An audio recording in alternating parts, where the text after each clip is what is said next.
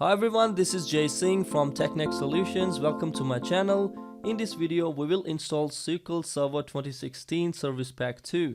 So link is in the description. If you have not downloaded ISO file for SQL Server, please check Microsoft documentation for supported versions of SQL Server for SCCM current branch 1802.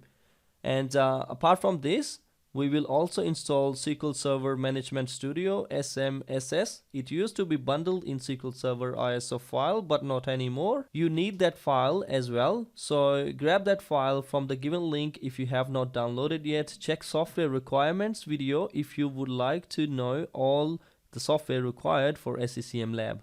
And click on the I at the top right corner. Also check out other videos of this video series, SCCM current branch full guide. Click on the I button at the top right corner for this one as well. Log into your server which has planned to be SCCM server. In my case, it's TEKNEX-SCOI. You can see in the server manager under local server. And now we're going to use ISO file. So to do that, I have downloaded the ISO file on my host machine, and I'm gonna right click on the virtual machine of my SCCM server and go to settings, and in SCSI controller, DVD drive, add image file, browse to your ISO file which you downloaded, and mine one sits in application, SCCM downloads, and 2016 Service Pack 2, open and applied. And now if I go back to SCO1 and then I'll open File Explorer. And in File Explorer, if you extend this PC, you'll see DVD drive SQL Server 2016, and we'll have to run setup.exe. I'll double click on that, and it's gonna run. So once the setup file run, you will see a new window. This window will have a bunch of information. It is all about planning. So here it tells us hardware and software requirements, and then security documentation and other bunch of stuff. And click on installation, and in installation we have standalone installation which we actually need, and install SQL Server Management Tools. We already discussed about it. Used to be bundled in ISO file, but it doesn't anymore, so we have to download those ones. And let's just go ahead and install SQL Server. So I clicked on new SQL Server standalone installation, and this window came up.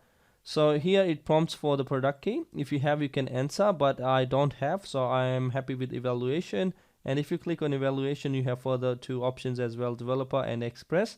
Unfortunately, developer and express version is not supported by SCCM current branch primary site, which we are going to be using primary site. So I'll stick to evaluation and click next, and the next one is license and terms. We'll accept them, and we'll go ahead.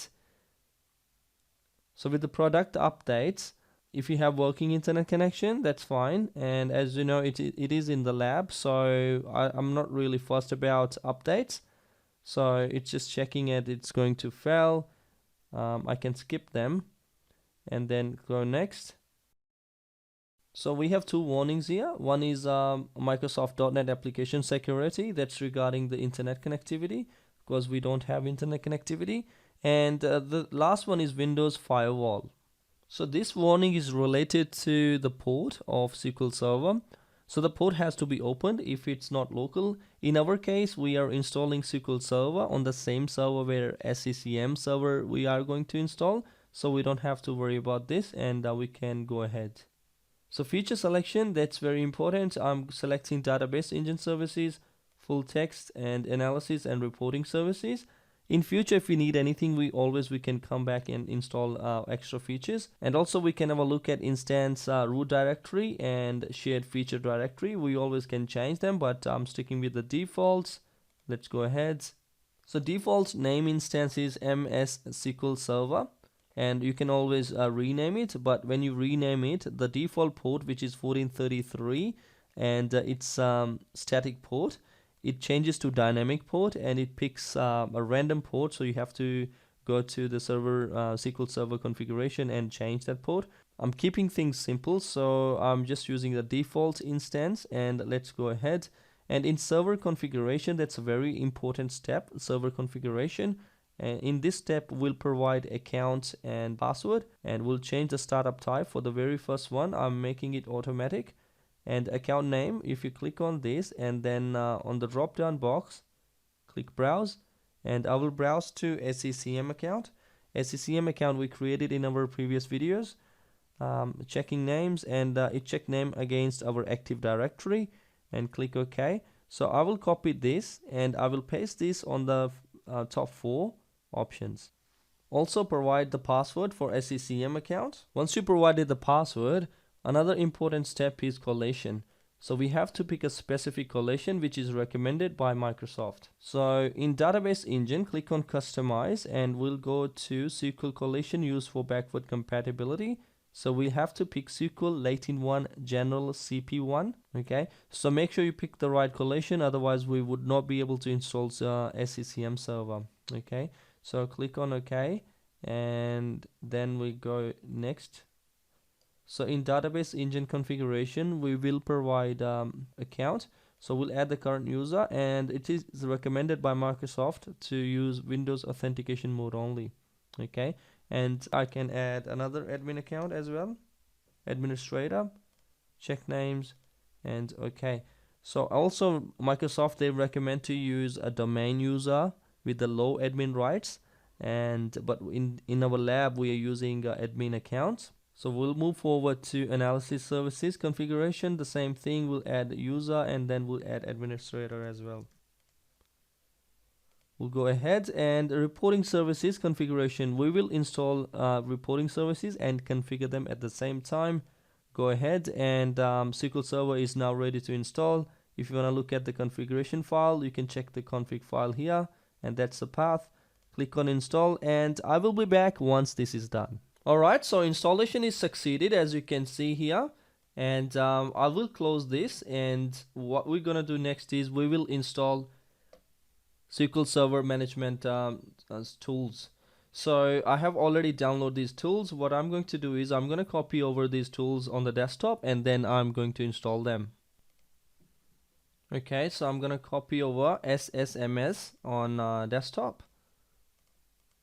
I will copy that and I will paste it here. So then we will install this to our SCCM server, so that we can test our SQL Server instance. Okay, so just double click to install and just basically next, and it's done.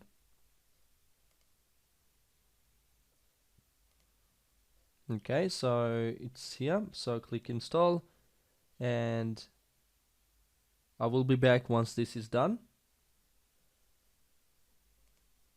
Okay, so this installation is done. I was having a cup of tea, so now I'm back, and let's just restart this, and after restarting it, and then we'll connect to our SQL Server instance. Okay, so I logged back in, and if you click on Windows logo, and on the left hand side you see Microsoft SQL Server Tools 17. If you click on that, we have Microsoft SQL Server Management Studio. We'll pin it here at the start, and let's just run it, and we'll connect to our SQL Server instance. Here we can see a server type, database engine, server name is TEKNEX-SCOI, authentication is Windows authentication, and username is automatically populated TEKNEX/SCCM. Okay, so just click on connect. So we'll connect to our instance. On here you can see it is connected, and if you click on the databases, you can see databases and security and all these different options here.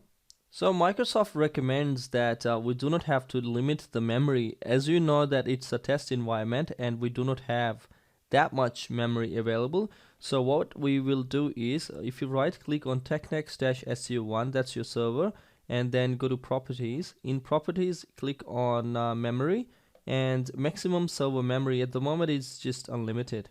Okay, so what I'm going to do is I'm going to limit that to 2 gig, 2048. Okay, so that's in megabytes, 2048, and I will click on OK.